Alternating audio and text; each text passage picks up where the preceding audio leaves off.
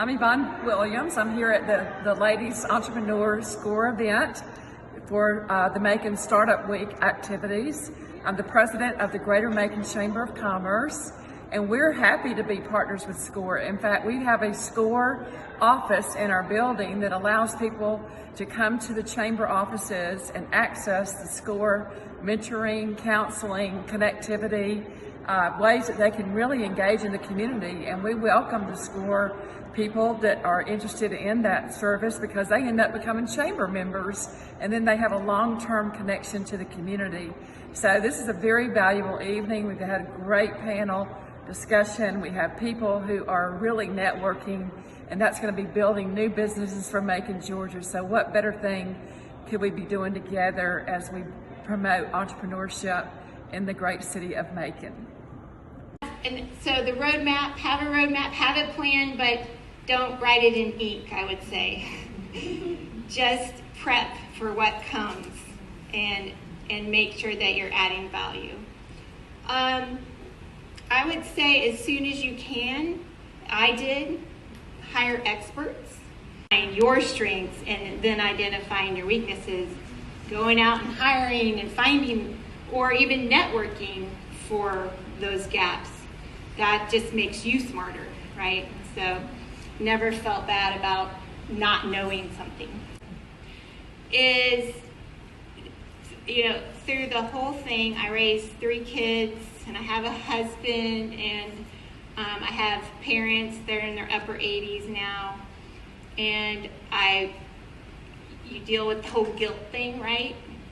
But I do think that as long as you keep some sense of balance, I would say that I wasn't home for every meal and I wasn't at every sports game. But when I was, I tried to be there for my kids. And I had boys, so this might be different because I think they didn't really care. And girls might have, but I think they're fine. And in the end, they all worked this summer for me. They saw what I'm doing. That now that 2 of them are in college, they're interested in doing computer science. They're interested in doing projects. And I hope they may have learned something from the fact that their family had a business. Hello everyone.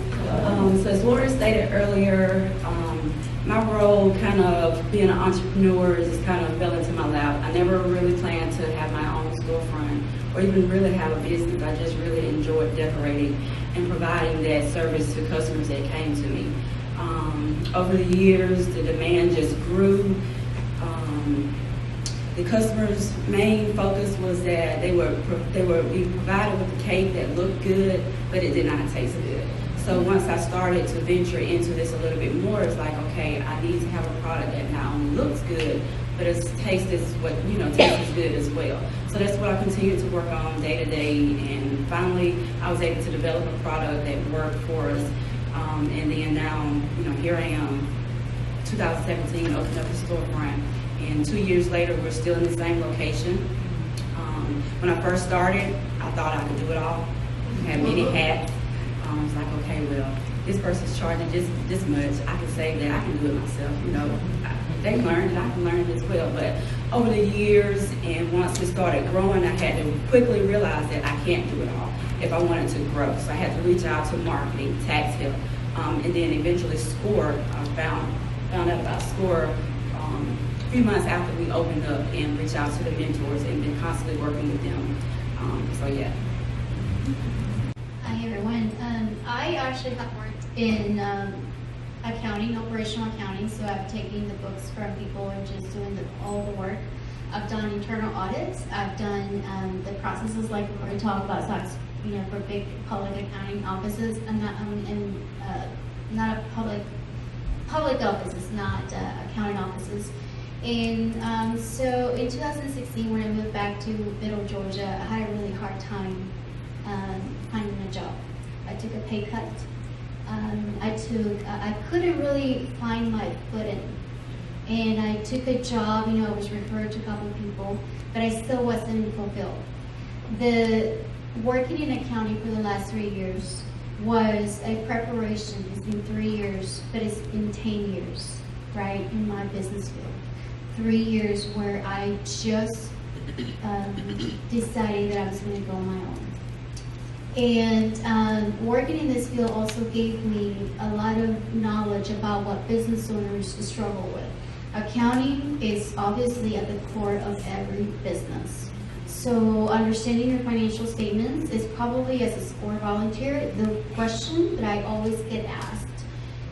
They don't understand what these financial statements mean to them. If you present them to them, they really don't understand them. So that's one of the things that I see business owners are struggling. Also, businesses is very diverse, it's very unique to what you want to do. So finding the knowledge and finding the resources. So my business model working in these offices, most of these people just drop off their documents and then they pick them up. They don't learn, they don't meet with their accountant, they don't understand whether their business is doing well or not. So for me, I took that I needed to provide training and provide workshops and provide more information, because I might have a business degree that many people that start businesses don't. So it's very, in accounting is at the core of your business. You need it for capital purposes. You need it to run your business more efficiently. Now, on the personal side, the biggest fear, I think it was failure, personal failure. It was the hardest thing for me, even as a person who's been in business and has been seeing this thing, it's more like, oh my gosh, when I go on my own, can I make it? Can I apply for that federal ID number where it says my company is now a real company and it's an LLC? And so that's kind of scary, and that was actually last year. And I just decided I'm going to do it because I look back at all the decisions that I've made, the ex-husbands I've left, and I'm thinking, you know, I have succeeded. I have succeeded in everything that I have ever done. Why is it going to be different this time? I prepared, I had planned, I had prepared, and I had executed my goal. So I think what Lori said in her, when she was talking about she didn't know everything. We don't know everything when we start. I would just say just start. You may not know where to begin, just start. Google always a good resource. As Dr. Jones mentioned earlier, you can go to the SCORE website. They have tons and tons of videos. I'm still watching a lot of those and still learning as well. And like I said, 2 years in, I'm still learning and just taking it day by day and just knowing that I can't do it all and learn everything in one day. 10 years in, I'm still learning. So I would say just start, and I would say be confident, don't apologize, just go forth, and if you have something to give, which apparently you all do or you wouldn't be here, then feel confident in what you have, because I do see that a lot, and as women, we always second guess and we always apologize. Don't apologize. Just go take a seat at the table and give them what you got. As a woman, I can tell you that, like she said, sometimes we apologize too much, right? We always think that we're not enough. We always think that we need more education, but always look at the people that you're leading sometimes. So always assess and believe in your strengths. No one knows everything. I don't know everything. I have to research. So know the basics when you go into business. Educate yourself. Always show up. Life is like that. It doesn't stop for any one of us. So you gotta keep trying. I don't own a business. I work with a lot of business owners, and one of the things I found as a woman, because I run a lot of the meetings around financing and things, is because I'm the administrative person that when the meeting's over, I start to do the cleanup. You know, I'm worried about the recycling and am I going to shred the financials? And then I look up and I notice all the other men in the room, and a lot of times it's all just men.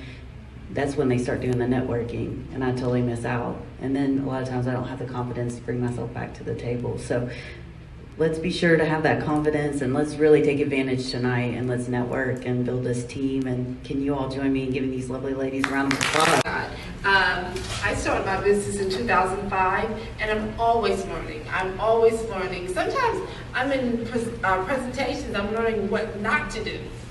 So always take advantage of every situation, okay? So I want to thank you all. It was wonderful. And please, Nikki, Lori, Felicia, Gabriella, Bethany, don't leave. I got something very special for you all. Okay, very special. Y'all know, I always have special I just stuff. want to tell you something. Felicia and I met at where I was working before. Really? So she was Mentor. right. So she was the mentor, and then she came to the firm I was with. I wasn't a mentor. Not to you. Well, no, I wasn't. But she went to the firm to where I was working, and guess what? She's not there, and I guess she was looking for me.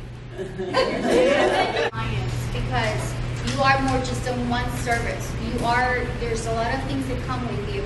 So if people like and they want from you, it's not just about the service. So like she said, the case, they want it to taste good, and people will go back to her. People will come to me because I spend more time with them to explain things.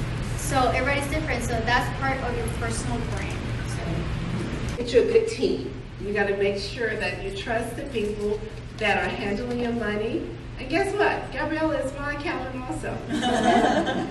so I trust her. I know that she's there and she's going to help me. And she teaches me too. So I'm learning along the way. So that's what you want to do. You want to learn. You don't want to give your money over to somebody totally.